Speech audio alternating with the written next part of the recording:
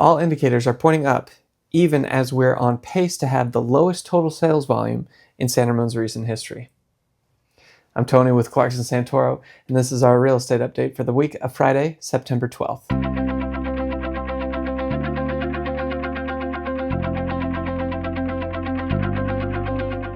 We know that buying or selling a home can be very stressful and confusing. That's why we do these weekly videos, so you can know how the market is impacting your options as a home seller or buyer.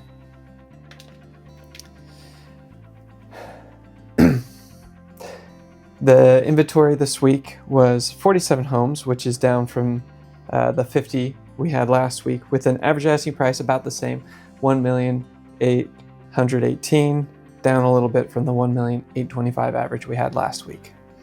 9 homes went pending, one more than last week, with, again, average asking price around the same as last week, $1,738,000 this week compared to $1,785,000 last week. And here is the more significant number, obviously. 11 homes sold, significantly higher than the 4 we had last week, with a much higher average sales price compared to last week at $2,200,000 compared to the $1,623,000 last week. So now that we know how the market performed this past week, let's look at the broader indicators that help us determine where the market might be heading. Before we do that, if you find this information helpful, why don't you hit the subscribe button down below so you make sure that you're first to know every time we have a new... Nope, what am I? I lost the thread. But I can cut to when I swapped. Now that we know how the market performed this past week, we can look at the broader trends that help us determine where the market is heading. Before we do that, if you find this information helpful, why don't you hit the subscribe button down below? And if you're doing that, why not share it with a friend also? Everyone deserves to be in the know about their local real estate market. All right, let's look at those broader trends. Inventory continues to drop this week. It's now under 50 homes, which is well within the range of normal range of inventory.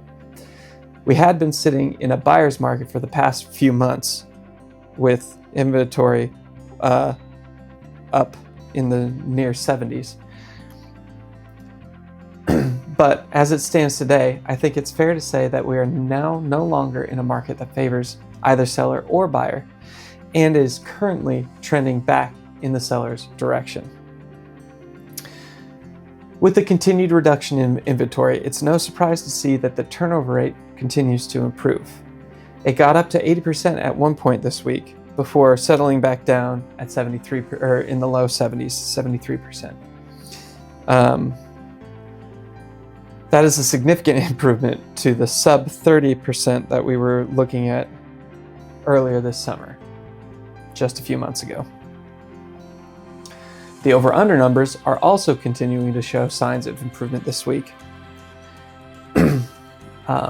Homes are now closing on average only 1% below the asking price, and that number is continuing to improve to where we might be back in the positive range by next week. This is a lagging indicator too, so the reality is that we might actually be at a point in the market where new listings will be more likely to generate multiple offers right now.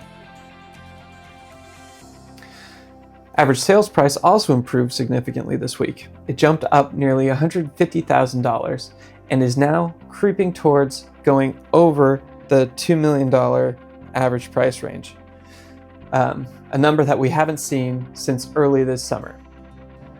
We had predicted this jump based on the pending sales numbers over the past few weeks. And with that in mind, I'm expecting that if we do reach over $2 million again, that will be short-lived as the average price on pending properties has now dropped back below the $1.8 million price range, which would kick us back down. The QQQ fund improved another 2% this week, continuing its historically high climb. The fund has grown 14% since the beginning of the year.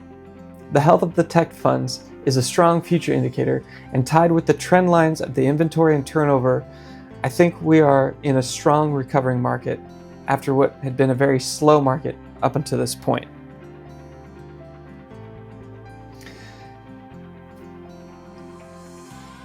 The other future indicator that we track closely is the interest rate, and those also made significant positive headway this week, falling a whole 15 basis points. While these aren't the lowest rates we've seen since 2022, they flirted with dropping below 6% a couple times since then.